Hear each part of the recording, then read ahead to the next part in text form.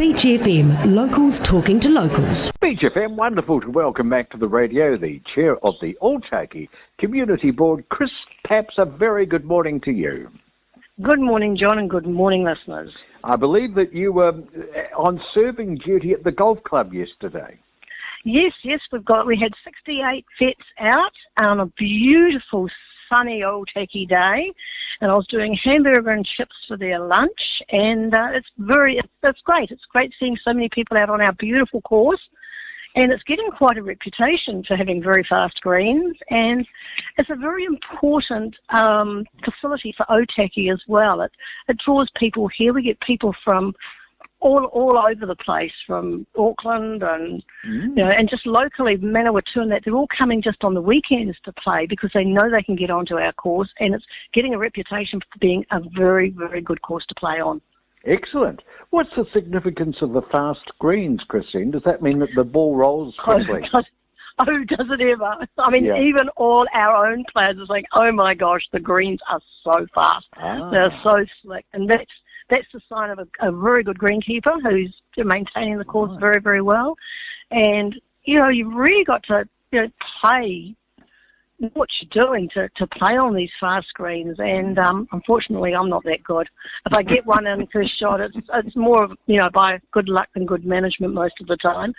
But they are very slick at the moment, and it's throwing a lot of people, sort of off. It's quite funny. Everyone comes in, terrible game. Well, it must have been quite an achievement maintaining that standard of golf course during the lockdown. That indicates some really good work was done. Oh, yes, we were very, very lucky with it, with our greenkeeper. He's done a superb job, and when we were let out of lockdown, he was allowed to start working on the course again. He had it up and running within 2 weeks, and that's no mean feat. And it's just absolutely amazing the work he's done to actually get our course up to scratch. So, and we had a big tree fall over not long after lockdown on the third hole, and we were very fortunate the way it fell. It could have fallen one way and totally blocked off the fairway, but it was very obliging and fell lengthways, so it wasn't in the way at all. Just an extra hazard. Absolutely. It's fenced off. You get a free drop if you go in there, which is quite good fun. Chris, I'm told that you were starring at the museum recently, not as an exhibit, I hasten to add, but you were launching an exhibit. Oh, yes, I had the pleasure to open up the exhibit on Main Street at the Otaki Museum. The mayor couldn't get there to do it, so I was second choice, unfortunately, but it was still a very nice experience. And it's all about the Main Street in Otaki and how it started. And it was really quite interesting because it didn't get its name until 1921 when the newly formed Borough Council took over from the previous council, whatever it was. And there was no consultation or whatever. They just sort of sat round the table and decided they were going to call it Main Street. So Main Street it was, and Main Street it still is. But I encourage anybody to go and have a read.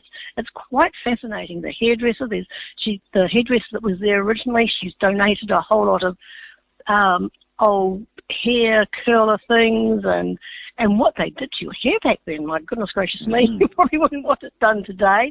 But buildings that have burnt down and been rebuilt, and the theatre building was originally owned by the Bright family, and there's a whole history behind that, what it was and what it is now.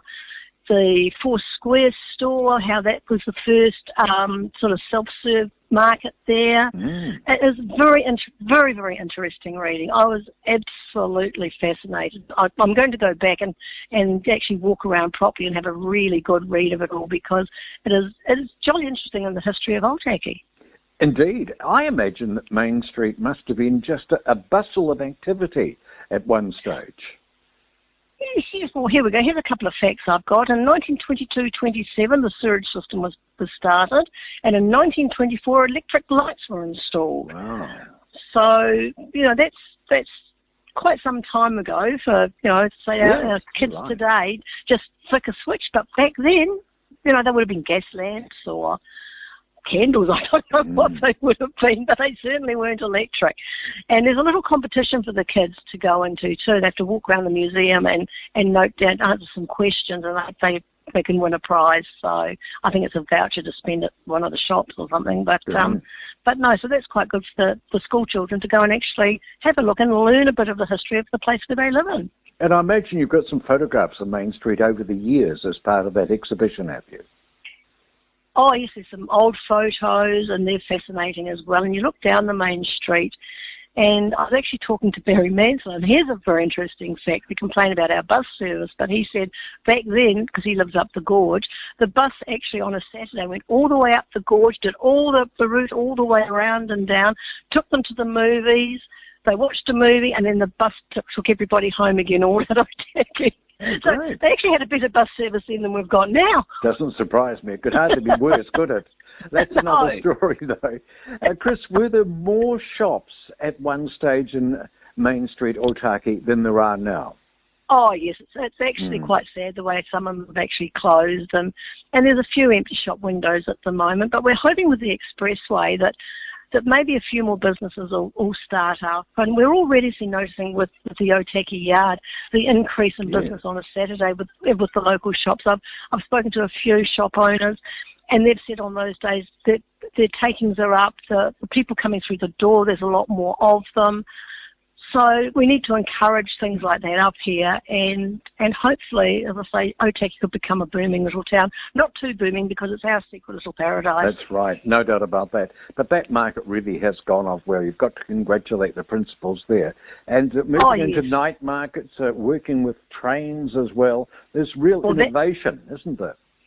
That's very exciting. I'm really looking forward to that night. I said to Tony, well, we can just walk down to it. It'll be lovely, and hopefully it'll be a good night. And I mean, the weather's been kind to us lately, so hopefully they'll stay being kind for that night market, because if it's a good, clear, one of those nice, clear winter's nights with a nice, clear, starry sky, it'll be absolutely beautiful.